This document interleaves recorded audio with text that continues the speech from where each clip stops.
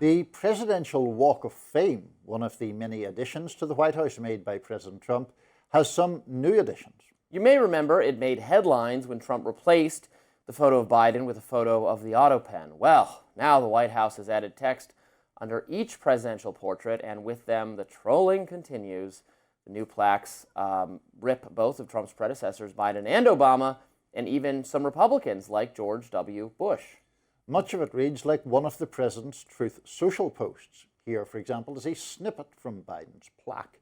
It begins, "Sleepy Joe Biden was by far the worst president in American history, taking office as a result of the most corrupt election ever seen in the United States. Biden oversaw a series of unprecedented disasters that brought our nation to the brink of destruction."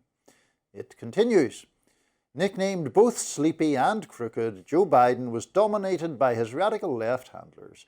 They and their allies in the fake news media attempted to cover up his severe mental decline and his unprecedented use of the auto pen.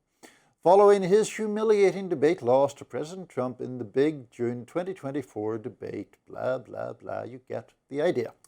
For Obama, his nameplate calls him one of the most divisive political figures in American history and blasts the former president for spying on the 2016 presidential campaign of Donald J. Trump and presided over the creation of the Russia hoax, the worst political scandal in American history. Obama's nameplate also takes a jab at Hillary Clinton, noting that Obama's handpicked successor lost the presidency to Trump. In fact, Trump seems to be the through line in each of the plaques. Ronald Reagan's mentions that the former president was, quote, a fan of the young Donald Trump, and Bill Clinton's nameplate also notes Trump's victory over Hillary Clinton in 2016 and even mentions NAFTA, adding that Trump later terminated that deal. As for Trump himself, he of course has two plaques, with his latest concluding in all caps, quote, "The best is yet to come." I feel like we're for once united in criticism of Trump here. Oh my God, this is so dumb. I can't, It's ridiculous, blah. right?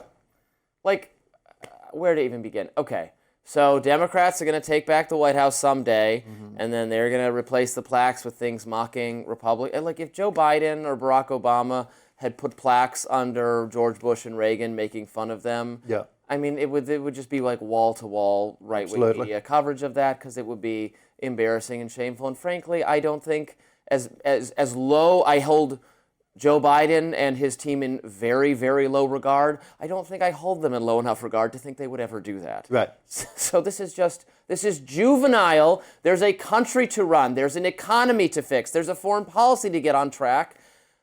It's like third graders are running the office. This is not that funny. Or maybe we would just overlook it if everything was great. But it's not. Everything is not great, and all of their efforts seem to go into finding new ways to make libs mad. Okay, libs are mad. Congratulations, but I'm mad too, and a lot of your base is mad. So this is for the smaller and smaller and smaller contingent of MAGA. They're just like, oh, base, so funny. Oh, great. Yeah. The clapping seals out there are not going to get Republicans reelected in 2026. Right. I mean, this is just trolling and gimmickry, really. And that is obviously a problem when you're in the most powerful elected office in the world. I'm surprised they didn't draw a male reproductive organ Right. over Joe Biden's face. Yeah. Like they did on your textbook if you left it out in the 6th grade. Right. That is the level we're operating at now. Come on, guys. It is the serious. level. And it's just simultaneously sort of disgusting on one level and just ridiculous on the other.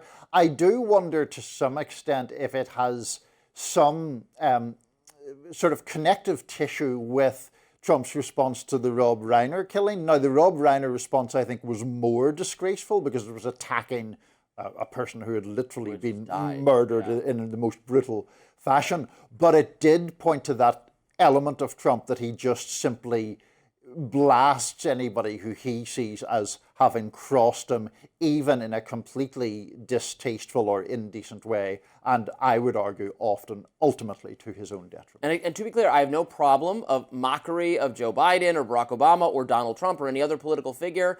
Leave that to media and pundits and political operators. This is in the White House itself. There's got to be a little bit of dignity with the office, a little bit of respect for public resources. These are portraits of the people who've served as president, and you're trying to just like rewrite history, and you shouldn't do that. Crazy stuff. Waste of time, very bad. That does it for us on Rising Live. Look out for more exclusive YouTube content coming your way later today.